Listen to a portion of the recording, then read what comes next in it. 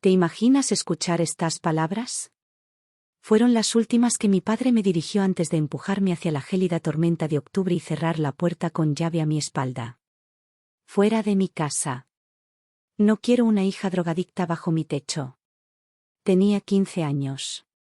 No llevaba abrigo, ni móvil, ni un solo euro. Solo mi mochila del instituto con los deberes de literatura y unas zapatillas de lona que ya estaban empapadas por el aguacero. 3 horas más tarde, la policía lo llamó. Cuando escuchó lo que tenían que decirle, su rostro se volvió blanco como el papel, pero para entonces, ya era demasiado tarde. Me llamo Elena Vargas, ahora tengo 28 años, y estoy sentada en mi apartamento en una ciudad costera, viendo cómo la lluvia se desliza por el cristal de la ventana. Sobre la mesa de la cocina hay una carta, escrita con una caligrafía temblorosa sobre el papel barato de una residencia de ancianos. Después de 13 años de un silencio sepulcral, mi padre quiere verme. Dice que se está muriendo. Dice que lo siente. Lo curioso de la lluvia es que siempre me transporta de vuelta a aquella noche, el 14 de octubre de 2011. Recuerdo que volví del instituto como si fuera un martes cualquiera. La mochila colgando de un hombro, la cabeza todavía dando vueltas al ensayo de literatura que acababa de entregar, convencida de que había abordado el análisis. Pensaba en la cena, en los deberes, en el póster de mi banda favorita que quería comprar con el dinero que me darían por mi cumpleaños. Pensamientos normales de una chica de 15 años. No tenía ni la más remota idea de que en menos de 2 horas estaría caminando sola bajo una tormenta helada, preguntándome si sobreviviría a la noche. En cuanto crucé el umbral de casa, supe que algo iba terriblemente mal. Mi padre estaba de pie en mitad del salón, con el aspecto de un volcán a punto de entrar en erupción. Su cara estaba roja como la carne cruda, y sus manos temblaban. En una sostenía un fajo de billetes arrugados y en la otra, varios frascos de pastillas vacíos. Detrás de él estaba mi hermana mayor, Sofía. Con sus 19 años, 4 más que yo, y una expresión cuidadosamente construida de preocupación, tristeza y corazón roto. La imagen perfecta de la hermana mayor devota que acaba de descubrir algo terrible sobre su hermanita. Pero yo la miré a los ojos y vi un destello que no pudo esconder del todo. Pura y fría satisfacción. Nuestra madrastra, Isabel, se mantenía en el marco de la puerta de la cocina, con los brazos cruzados y los labios apretados, sin decir una sola palabra. Ese era su talento, no decir nada mientras ocurrían cosas horribles. Mi padre ni siquiera me dejó soltar la mochila. Empezó a gritar como si yo hubiera incendiado la casa. Dijo que llevaba meses robando dinero de su cartera, que compraba pastillas y las escondía en mi habitación. Que Sofía había encontrado las pruebas, el efectivo escondido en mi cajón de la ropa interior, los frascos de ansiolíticos en el fondo del armario, mensajes de texto que demostraban que hablaba con supuestos camellos. Intenté explicarle, intenté decirle que nunca había tocado su cartera, que jamás había visto esas pastillas, que no tenía ni idea de que me estaba acusando. Pero las palabras se me murieron en la garganta cuando comprendí algo horrible. No estaba escuchando. Su mente ya había dictado sentencia. Sofía se había pasado todo el día preparándolo, alimentándolo con mentiras como si fueran veneno envuelto en azúcar. Se plantó allí, con la cara destrozada, diciendo que había intentado ayudarme, que había tratado de hacerme entrar en razón, que no había querido decírselo pero que ya no podía seguir viendo cómo su pobre hermanita se destruía a sí misma. Fue una interpretación magistral, digna de un premio. Y mi padre se tragó cada palabra como si fuera verdad absoluta. Me agarró del brazo con tanta fuerza que me dejó moratones y me arrastró hacia la puerta de entrada. La mochila se había caído al suelo donde la había soltado. Él la recogió y me la lanzó contra el pecho con tal violencia que casi me caigo hacia atrás. Luego abrió la puerta. La lluvia ya caía a cántaros. Se oía el trueno retumbando a lo lejos. La temperatura había bajado en picado desde la mañana. Mi padre me miró directamente a los ojos y repitió aquellas palabras. Fuera de mi casa. No quiero una hija drogadicta bajo mi techo. Me empujó al porche. La puerta se cerró de un portazo. Escuché el giro del cerrojo. Y así, con 15 años, me quedé sin hogar. Me quedé allí de pie, quizás 5 minutos, completamente paralizada. No por el frío, aunque eso vendría enseguida, sino por el puro shock. Esperaba que la puerta se abriera. Esperaba oír que todo había sido un malentendido, que alguien se había equivocado. Nadie vino. Mi móvil estaba sobre el escritorio de mi habitación. No me permitieron coger nada, salvo lo que ya llevaba puesto y la mochila. En ella solo había libros de texto, una barrita de cereales a medio comer y absolutamente nada útil para sobrevivir una noche en la calle. Sin abrigo, sin dinero, sin forma de pedir ayuda.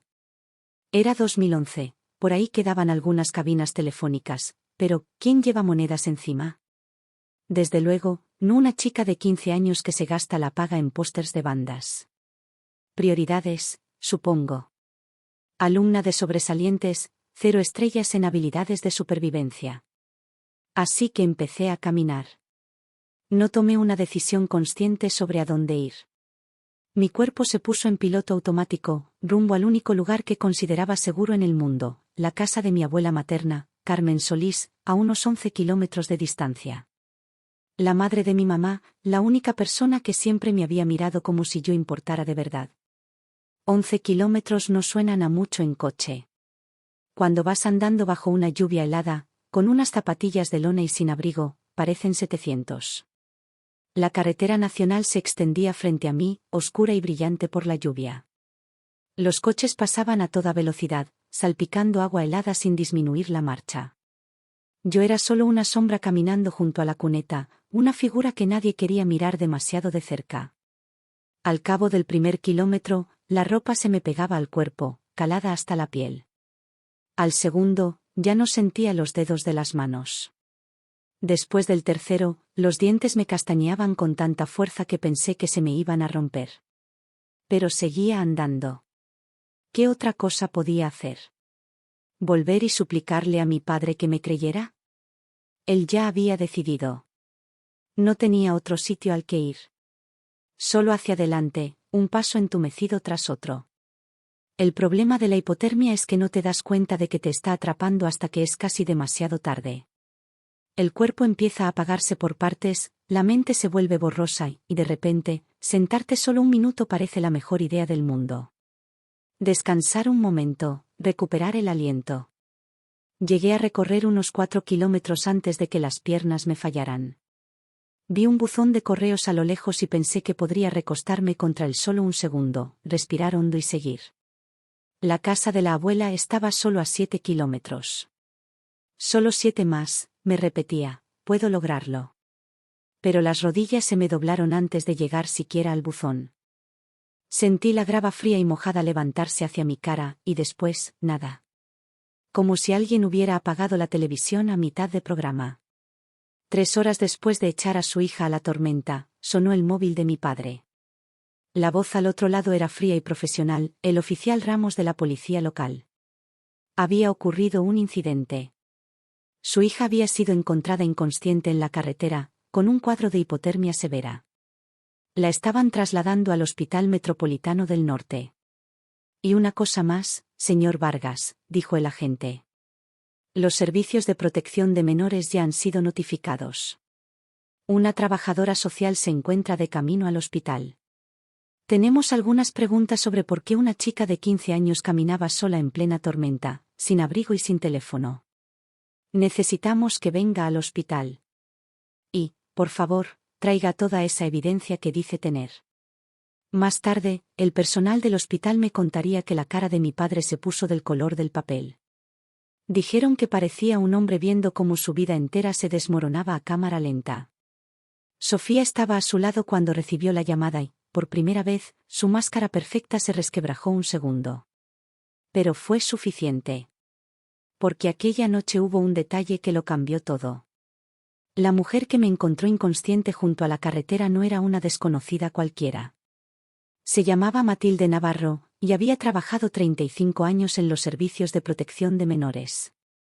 Había visto todo tipo de abusos, de negligencias, de mentiras que los padres cuentan sobre sus hijos.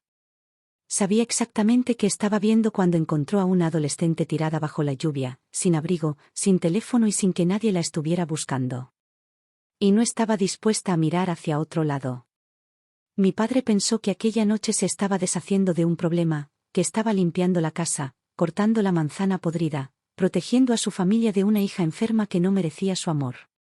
Lo que en realidad hizo fue encender una mecha, y no tenía ni idea de lo que estaba a punto de explotar.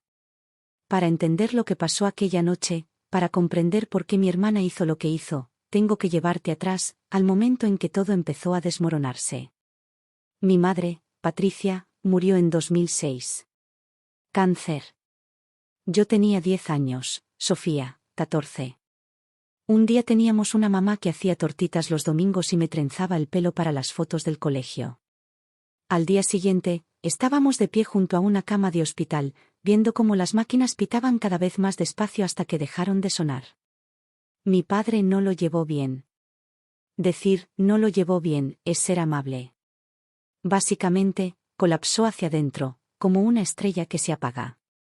Iba al trabajo, volvía a casa, se sentaba en su sillón y se quedaba mirando a la nada. Podría haberse incendiado la casa y no estoy segura de que lo hubiera notado. Así que Sofía dio un paso al frente.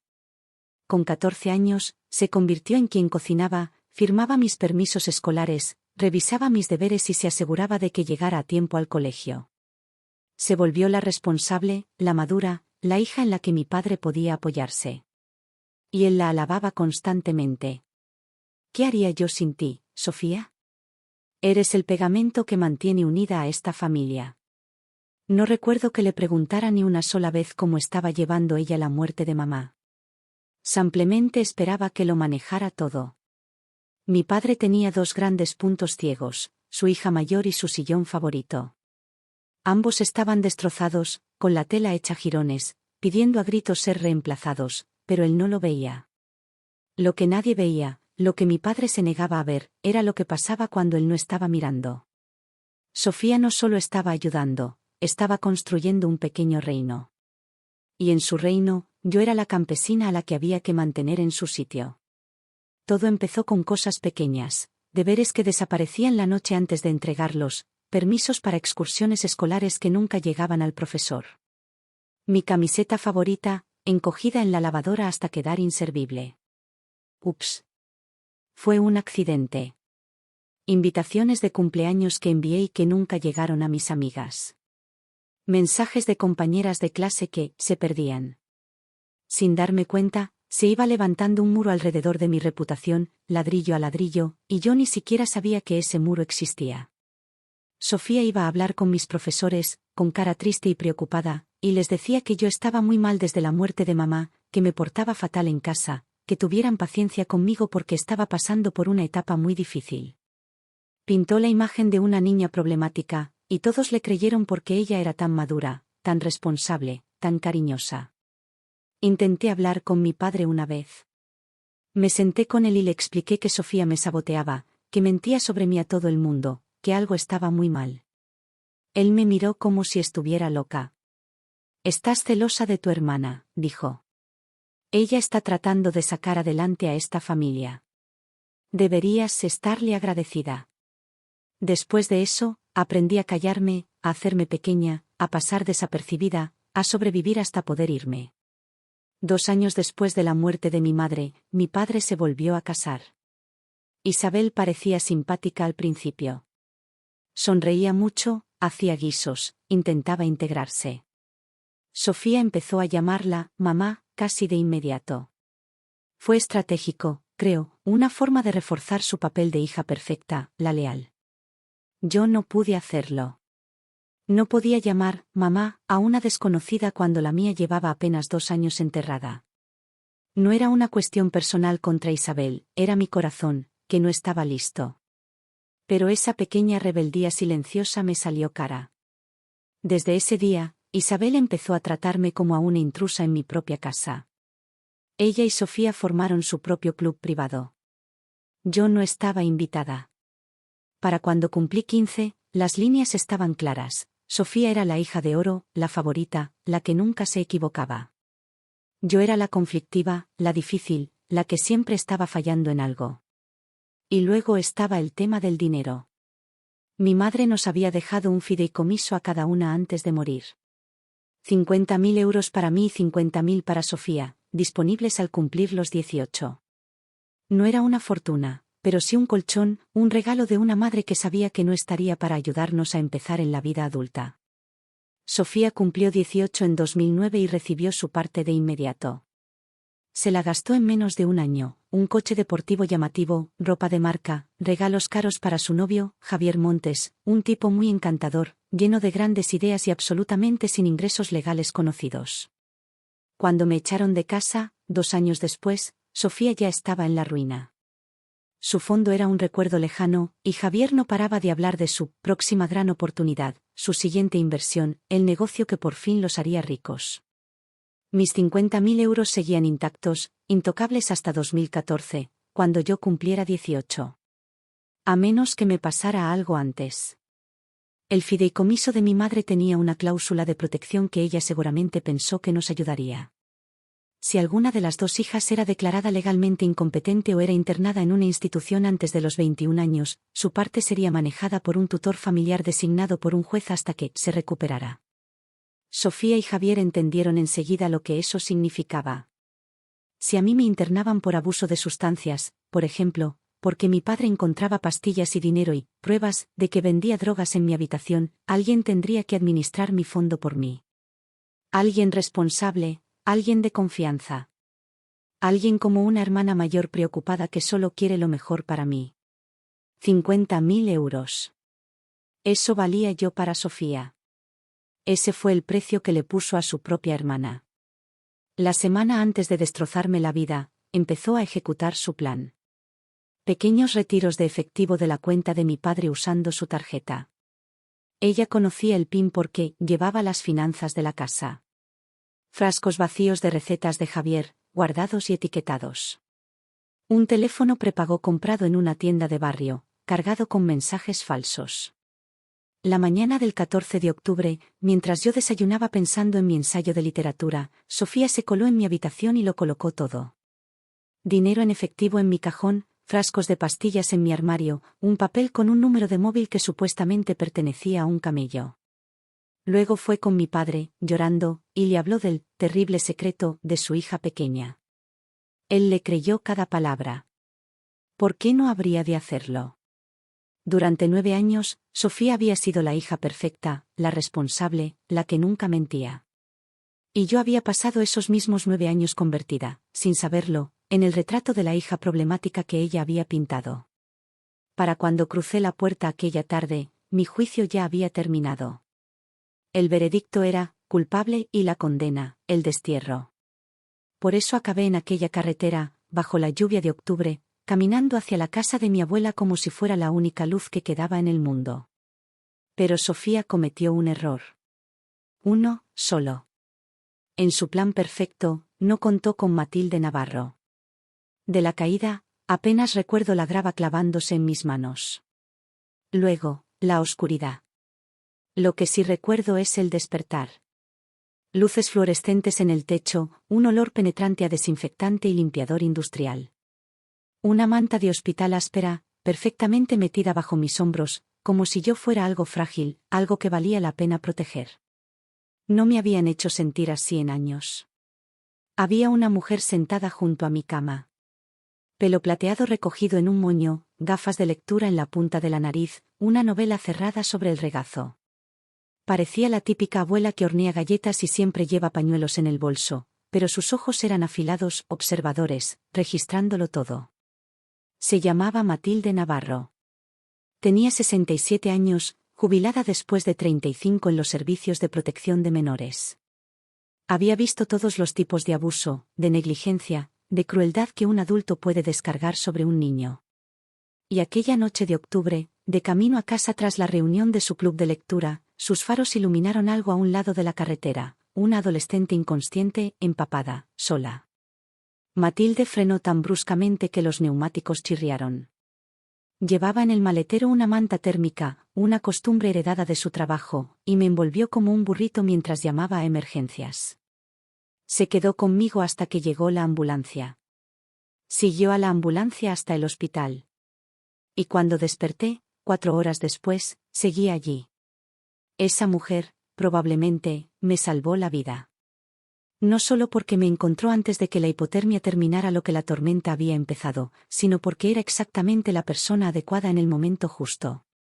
Cuando abrí los ojos, me puso entre las manos un vaso de plástico con café de la máquina del hospital. «Esto está horrible», dijo, «pero está caliente». Solté una risa temblorosa, la primera de verdad en horas, quizá en días. Ella sonrió también, una sonrisa suave y sabia que decía que entendía más de lo que yo imaginaba. «Ahí está», murmuró. «Ahora dime, ¿por qué una chica de 15 años caminaba sola por la carretera en plena tormenta, sin abrigo y sin teléfono?» Así que le conté todo. Las acusaciones, las pruebas plantadas, los años de manipulación de Sofía. Le conté cosas que nunca había dicho en voz alta, porque nunca nadie se había molestado en escuchar. Matilde solo asentía de vez en cuando, sin interrumpir, sin dudar. Cuando terminé, se quedó en silencio unos segundos. Luego dijo, «Te creo. Y voy a ayudarte a demostrarlo». Esas 7 palabras me cambiaron la vida. Mientras yo estaba inconsciente, las cosas se habían movido. El hospital había avisado a la policía, como es protocolo cuando un menor es encontrado en una situación de riesgo. La policía intentó localizar a mis familiares, lo que significó llamar a mi padre. Me habría encantado ver su cara cuando el oficial Ramos le dio la noticia. «Señor Vargas, su hija de 15 años ha sido encontrada inconsciente en la carretera nacional. Dice que usted la echó de casa esta tarde en plena tormenta. Tiene hipotermia. Está en el Hospital Metropolitano del Norte. Necesitamos que venga. Y, señor, los servicios de protección de menores ya han sido notificados. Una trabajadora social está aquí.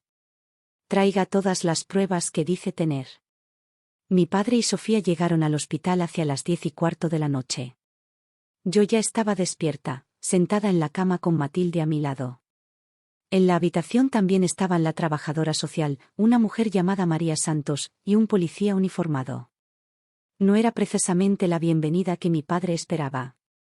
Él tenía cara de estar descolocado, no culpable todavía, solo molesto y confundido, como si todo aquello fuera una molestia absurda. Sofía venía justo detrás y, por primera vez en mi vida, la vi visiblemente nerviosa. La sonrisa de superioridad que tenía cuando salí de casa había desaparecido. Esperaban encontrar a una niña asustada, arrepentida, lista para confesar sus pecados y suplicar por volver. En su lugar, encontraron una habitación llena de profesionales haciendo preguntas muy directas. La dinámica de poder había cambiado, y Sofía lo notó al instante. Intentó recurrir a su guión de siempre, la hermana mayor preocupada, la pequeña problemática, solo queremos lo mejor para ella. Pero María Santos no estaba comprando el relato. 30 años de trabajo social le habían afinado el radar para detectar mentiras, y el de Sofía estaba haciendo saltar todas las alarmas. Entonces llegó mi abuela. Carmen Solís. Tenía 67 años, poco más de 1,5 metros de estatura y una voluntad que podría haber movido montañas. Y no estaba para tonterías. Mi madre había sido su única hija. Yo, su única nieta. Nunca había confiado del todo en mi padre ni en su nueva familia. Vivía a unos 40 minutos del hospital, tardó 25 en llegar.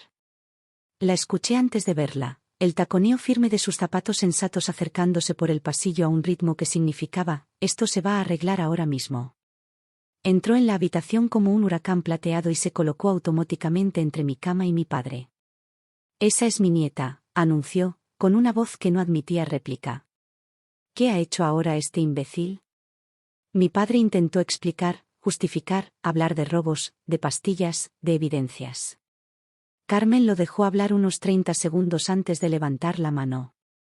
«Rubén», dijo, «te conozco desde hace 15 años y nunca has sido precisamente un genio, pero esto puede que sea lo más estúpido que has hecho en tu vida. ¿Echaste a una niña a la tormenta basándote en qué, exactamente? ¿Unas pastillas que aparecieron de la nada? ¿Dinero que se materializó mágicamente? ¿Le preguntaste siquiera su versión?».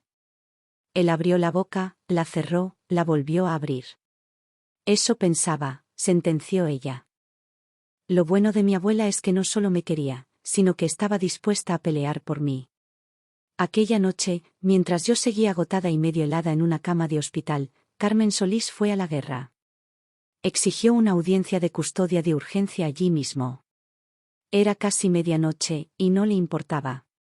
Llamó a un juez de familia que le debía un favor. Habían coincidido 15 años en la asociación de padres del colegio de mis tíos, y ella tenía su número personal. La trabajadora social del hospital presentó los hechos: una menor expulsada a la calle en condiciones peligrosas, sin investigación previa, sin intento de verificar acusaciones, encontrada inconsciente con signos de hipotermia, un padre que no había aportado pruebas revisadas por ningún profesional. Para las 12:30 de la madrugada, yo ya tenía un nuevo hogar. La custodia temporal de urgencia pasó a manos de Carmen Solís, con efecto inmediato. A mi padre se le prohibió contactarme hasta que se completara una investigación formal. Cuando salimos del hospital, mi padre intentó una última jugada. Extendió la mano hacia mí, empezó a decir algo. Carmen se interpuso sin siquiera aminorar el paso. «No vuelvas a tocarla», dijo. «No vuelvas a hablarle. Tuviste tu oportunidad de ser su padre, y la tiraste por la borda. Literalmente, a la tormenta. Ahora nos vamos». Me acompañó hasta su viejo coche, ese que tenía desde antes de que yo naciera. Me ayudó a sentarme, me arropó con otra manta, aunque la calefacción ya estaba a tope. Yo la miré, con las lágrimas rodando por la cara. «Abuela, ni siquiera tengo ropa limpia. No tengo nada». Ella me dio una palmadita en la mano, con los ojos suaves y fieros a la vez. «Mi niña, me tienes a mí.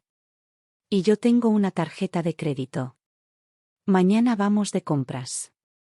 Esta noche, comes sopa caliente y duermes en una cama de la que nadie te va a echar jamás». Esa fue la primera noche de mi nueva vida.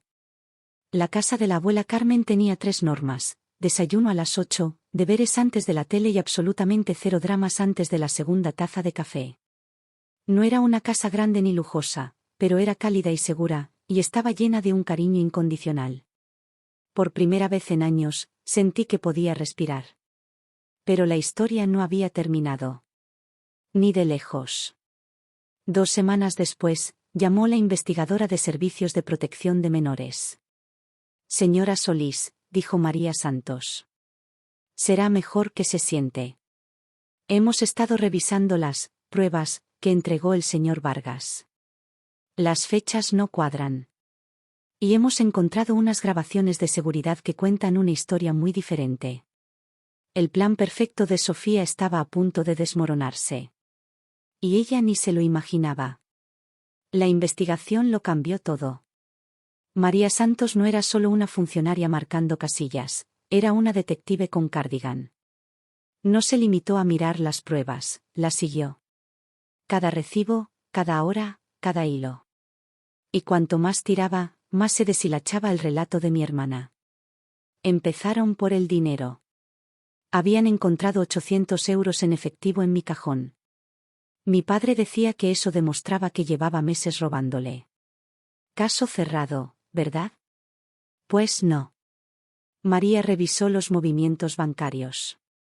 Esos 800 euros correspondían a una sola retirada en un cajero automático. El 14 de octubre. El mismo día en que me echaron. El banco entregó las grabaciones de la cámara de seguridad. Hora, 2:47. La persona que aparecía en pantalla no era yo. Era Sofía. Clarísima, con la misma chaqueta que había llevado esa mañana, el mismo peinado, el mismo coche blanco aparcado detrás con la abolladura en el parachoques por haber chocado contra un volardo el verano anterior. El problema de las coartadas es que la mía era perfecta. A las 2:47 de ese día, yo estaba sentada en clase de química, aprendiendo sobre enlaces moleculares. El sistema de asistencia del instituto me marcaba como presente hasta las 3:15. Mi profesor recordaba que le hice una pregunta sobre electrones de valencia. Me habría resultado físicamente imposible hacer ese retiro. Estaba a kilómetros de ese cajero, rodeada de 30 testigos y un sistema electrónico que lo registraba todo. Sofía se creía muy lista, pero para ser una mente criminal de verdad, hay que ser inteligente. Usó la tarjeta de mi padre sin pensar que los bancos tienen cámaras. Sacó el dinero en plena tarde sin comprobar si yo tenía una coartada. Compró el teléfono prepago en una tienda a 2 calles de su gimnasio, quedando grabada en chándal, con su coche visible en el aparcamiento. Algunos cerebros criminales llevan capa, el de Sofía llevaba leggings de deporte. La descubrieron porque no se molestó en conducir 10 minutos más. Luego estaban las pastillas. Los frascos encontrados en mi armario se rastrearon hasta una receta a nombre de Javier Montes, el novio de Sofía, el de los grandes proyectos. Medicación para la ansiedad, recetada por su médico y retirada en una farmacia del centro. María llamó a la farmacia y se encontró con algo curioso. Javier había denunciado el supuesto robo de esas pastillas días después, presentando incluso un parte policial y fingiendo estar muy preocupado. El problema era la fecha. Hizo esa denuncia el 17 de octubre, 3 días después de que me echaran. Si las pastillas ya estaban robadas y escondidas en mi habitación el día 14, ¿por qué esperó 3 días para avisar de la sustracción? La respuesta era obvia, porque no estaban robadas. Sofía se las había pedido para plantarlas, y después Javier denunció el robo para cubrirse y conseguir un nuevo envase. El retraso en el reporte brillaba como un letrero de neón que decía: esto estaba planeado. Pero la prueba definitiva fue el teléfono prepago. Los supuestos mensajes del camello provenían de un móvil comprado 4 días antes de que todo explotara. María rastreó la tienda y pidió las grabaciones de seguridad. En las imágenes se veía a una chica joven, con coleta, complexión atlética, pagando en efectivo. A través del cristal se distinguía un coche blanco con una abolladura en el parachoques. Mismo coche, misma chica. Un rastro de migas de pan que conducía directamente hasta mi hermana. A medida que la investigación avanzaba, apareció un cuadro aún más feo. María empezó a revisar las finanzas familiares, sobre todo los cheques emitidos desde la cuenta de mi padre en los últimos 2 años. Lo que encontró hizo que los 800 euros parecieran calderilla. Alguien había estado falsificando la firma de mi padre durante casi 2 años. Montos pequeños al principio, 50 euros aquí, 100 allá, pero sumaban. Las firmas se parecían, pero no eran exactas. El dinero acababa en cuentas vinculadas a Javier y a sus empresas fantasma. El total rondaba los 18.000 euros. Sofía no solo me había incriminado, llevaba años robándole a nuestro padre y necesitaba un chivo expiatorio antes de que alguien lo notara. Mi abuela no iba a dejarlo pasar. Contrató a Alejandro Fuentes, un amigo de la familia que llevaba 30 años ejerciendo el derecho de familia. Había conocido a mi madre de pequeña, y cuando Carmen le contó lo ocurrido, se le endureció la cara de una forma que me alegró tener de nuestro lado. Alejandro pidió la custodia permanente de inmediato. También presentó una demanda civil contra Sofía por fraude, daño emocional y todo lo que pudo añadir. Se aseguró de que mi fondo fiduciario estuviera blindado, con supervisión adicional para que nadie pudiera tocar ni un céntimo hasta que yo cumpliera 18. Ese año me enseñó algo que todavía llevo conmigo: guárdalo todo. Cada recibo, cada mensaje, cada promesa que alguien te haga, apúntala. Mi abuela tenía una carpeta para cada cosa importante: facturas, cartas, impuestos, garantías. Lo llamaba su seguro de papel. Después de todo lo ocurrido, empecé a hacer lo mismo. Con 16 años, compré mi primer archivador metálico. Todavía lo tengo. Todavía lo uso. Hay hábitos que te salvan la vida. Vivir con la abuela Carmen fue como aprender a respirar de nuevo después de años conteniendo el aire. Me inscribió en un instituto nuevo donde nadie conocía mi historia. Hice amigos de verdad por primera vez, gente que me quería por quien era, no por el cuento que Sofía había inventado sobre mí. Empecé terapia y, poco a poco, fui procesando años de una manipulación que había tragado sin entender. Mientras tanto, el mundo de mi padre se venía abajo. La investigación de servicios de protección puso la casa de los Vargas bajo un microscopio. Rubén fue interrogado varias veces, cada sesión dejándolo más exhausto y confundido. ¿Cómo había pasado por alto tanto? ¿Cómo había sido tan ciego? Isabel empezó a dormir en la habitación de invitados. Las conversaciones entre ellos se volvieron cortas, tensas, llenas de acusaciones que ninguno se atrevía a decir en voz alta. Sofía estaba furiosa. No arrepentida, jamás. Solo enfadada porque su plan se había estrellado. Echaba la culpa a todos menos a sí misma, que si la trabajadora social tenía prejuicios, que si los vídeos del banco estaban malinterpretados, que si los registros de la farmacia eran un malentendido. La corona de la hija de oro se le resbalaba, y no lo soportaba.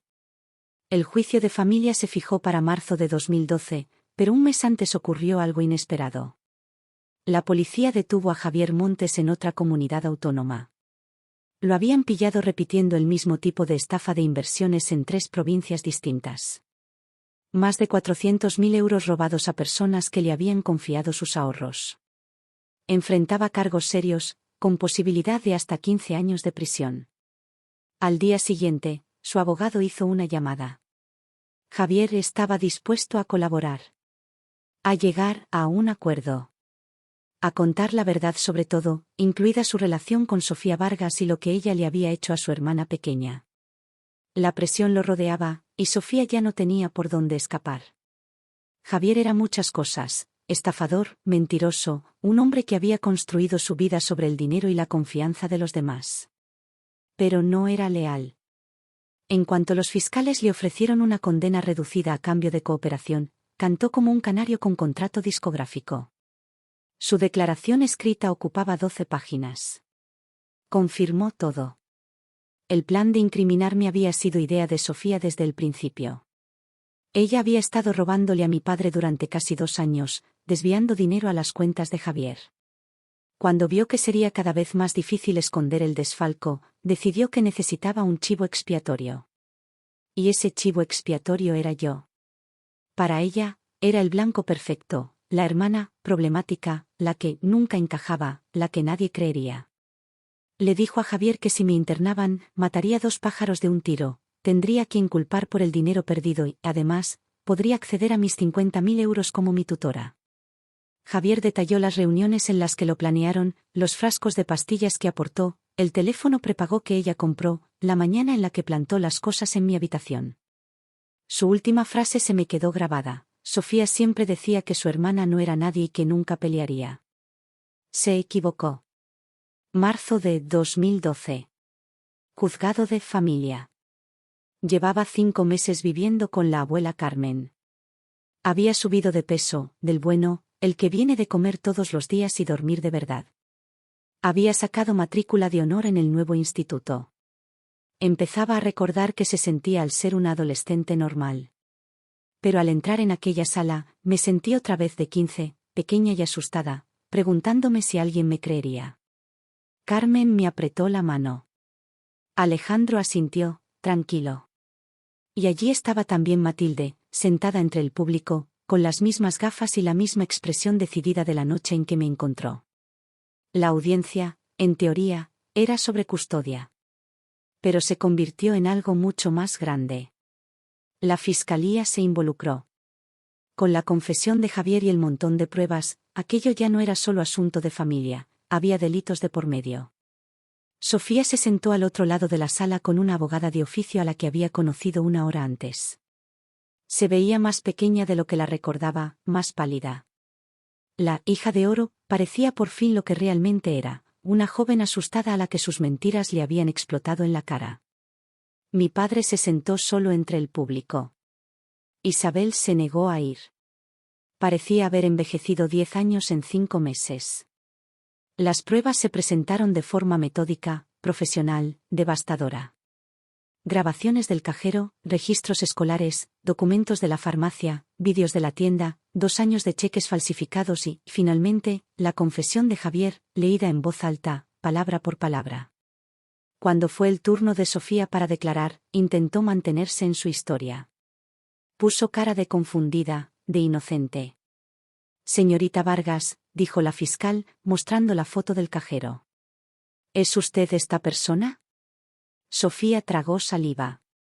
Estaba sacando dinero para hacer la compra, balbuceó. 800 euros para la compra, replicó la fiscal. Y no mencionó este retiro a su padre cuando, más tarde ese mismo día, acusó a su hermana de haber robado exactamente esa cantidad. Por cierto, según los registros, ella estaba en clase de química. ¿Puede explicar cómo pudo hacer ese retiro mientras estaba rodeada de 30 testigos? Silencio. Luego llamaron a Isabel. Mi madrastra parecía querer estar en cualquier otro lugar del mundo. ¿Vio algo raro la mañana del 14 de octubre? Preguntó la fiscal. La voz de Isabel era apenas un susurro. Sofía entró en el cuarto de Elena sobre las 7 de la mañana. Dijo que iba a por una goma del pelo. ¿Salió con una goma del pelo? No, admitió. Salió con las manos vacías. 2 días antes, la oí hablando con Javier por teléfono. Dijo, ya está todo colocado. Y se rió.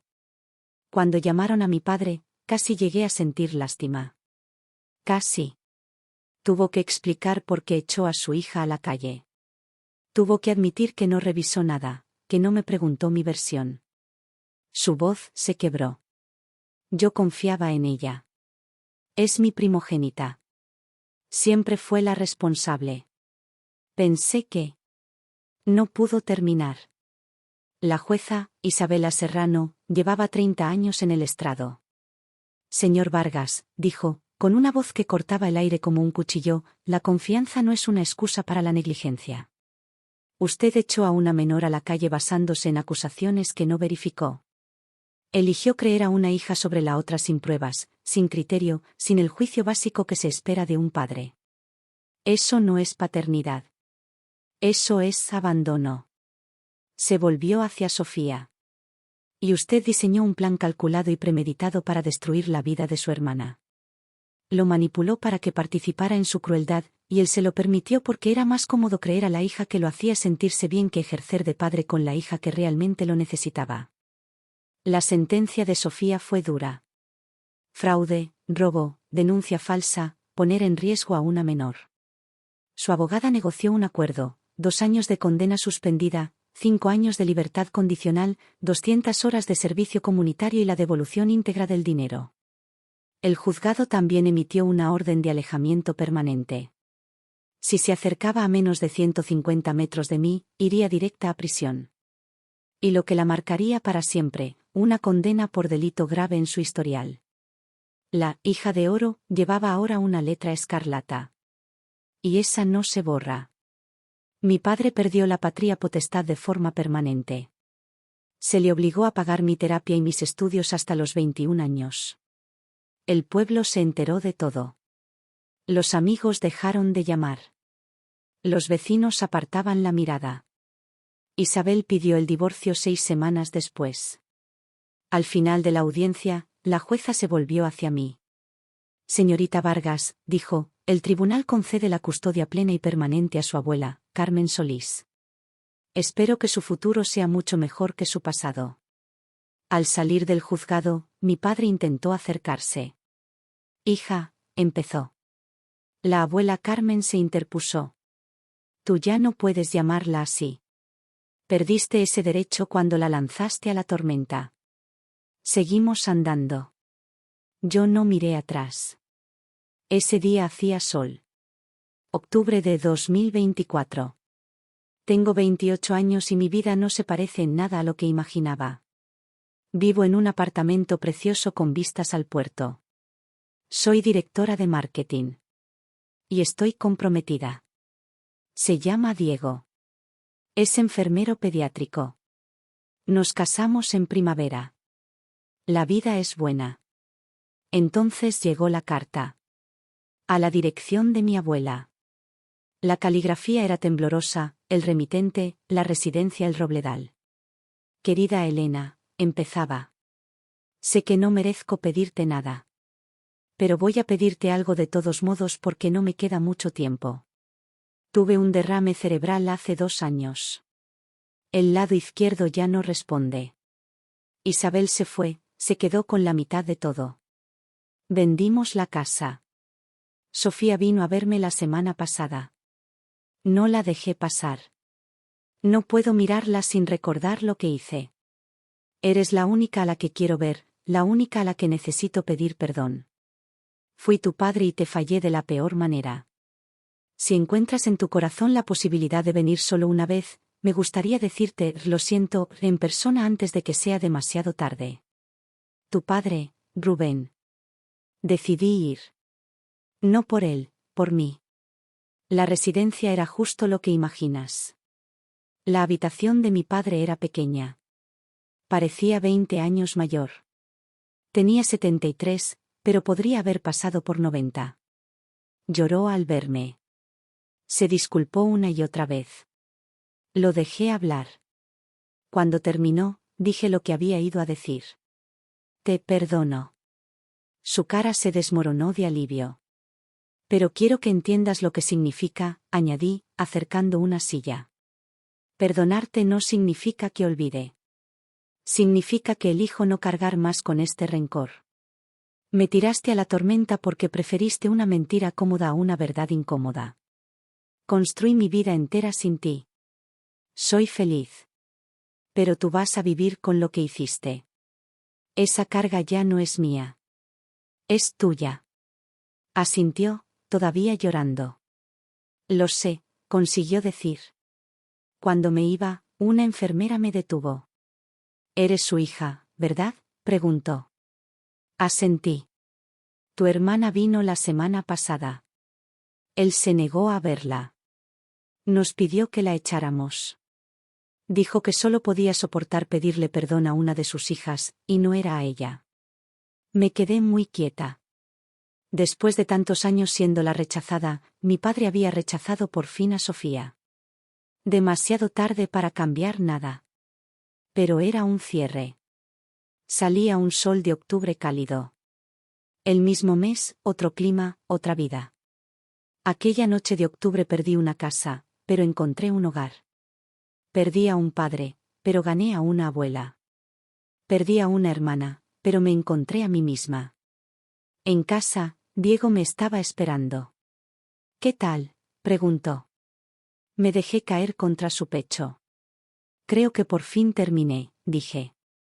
Creo que ya puedo soltarlo. En mi oficina, cuelga un póster de aquella banda que quería a los 15. Lo encontré por internet hace unos años. Lo veo todos los días. Es un recordatorio. Algunas tormentas no te destruyen, te desvían hacia donde sí te corresponde estar. Gracias por llegar hasta aquí. Esta historia ha sido un viaje intenso. Me encantaría saber, ¿qué te ha enseñado esta historia? ¿Qué habrías hecho tú en el lugar de Elena? Y, como siempre, cuéntame desde qué rincón del mundo me escuchas. Leo cada uno de vuestros comentarios. Si esta historia te mantuvo enganchado hasta el final, no olvides suscribirte a Historias de Nuestras Familias para no perderte ninguna. Nos vemos en la próxima.